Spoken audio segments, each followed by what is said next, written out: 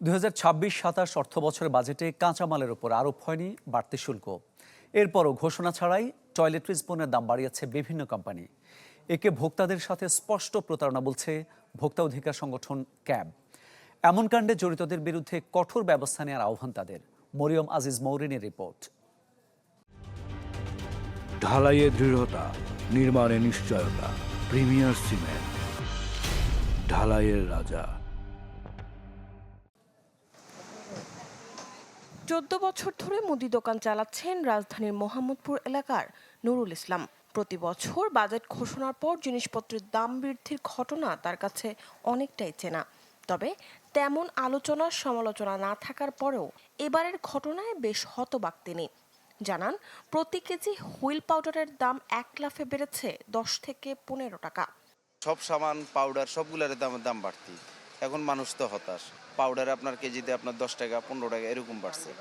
আরেক মুদি দোকানি মোহাম্মদ বাদল জানান, লাক্স, ডেটল, ব্রাশ কিংবা পেস্ট সবকিছুর গায়ে এখন বাড়তি দামের সিল। লাক্স সাবান, ডেটল সাবান এগুলো আসলে 50 টাকা, 40 টাকা, 50 টাকা। ওই সাবানগুলো এখন দাঁড়াইছে 70 টাকা, 90 টাকা, 80 টাকা। অনেক দাম বাড়ে বলছে। এখন মানে আগের চেয়ে অনেক সেল কম। বহুজাতিক প্রতিষ্ঠান ইউনিলিভারের তথ্য বলছে, হুইল, লাইফবয়, লাক্স, সানসিল্ক, ভিম কিংবা গ্লো অ্যান্ড লাভলি এইসব পণ্যের প্রায় ৯৫% এখন উৎপাদিত হচ্ছে বাংলাদেশে। অথচ নতুন অর্থ বছরে কোনো ঘোষণা ছাড়াই বাড়ানো হয়েছে এসব পণ্যের দাম। ফলে বাড়তি ভোগান্তিতে স্বল্প আয়ের মানুষ। নিত্য প্রয়োজনীয় জিনিসের দাম বাড়লে তো মধ্যবিত্ত যাদের ইনকাম লিমিটেড তাদের জন্য তো ভোগান্তি হয়। পেস্ট সাবান ইউজ করি, কিন্তু এটা আমাদের কাছে আসলে কষ্ট করে। এখন তো আমাদের ছাই ব্যবহার করতে হবে।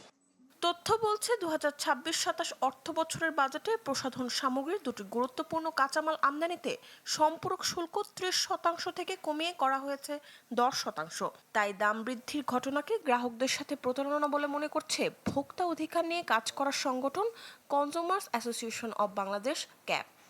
বাজারে যেটা আছে এটা কিন্তু অনেক আগের প্রোডাক্ট, এবং সেখানে তো আপনার আগের ডিউটি দিয়ে কিন্তু এটা বাজারে আসছে।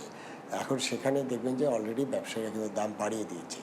তো এখানে যেটা আছে যে ব্যবসায়ীদের এই অনৈতিক চর্চা, এই সুযোগের তারা সদ্ব্যবহার করেছে। সাধারণ ভোক্তাদের স্বার্থবিরোধী কর্মকাণ্ডের জন্য জড়িত ব্যবসায়ী গ্রুপগুলোর বিরুদ্ধে কঠোর ব্যবস্থা নেওয়ার আহ্বান ভোক্তাদের। মরিয়ম আজিজ মৌরিন, চ্যানেল 24, ঢাকা।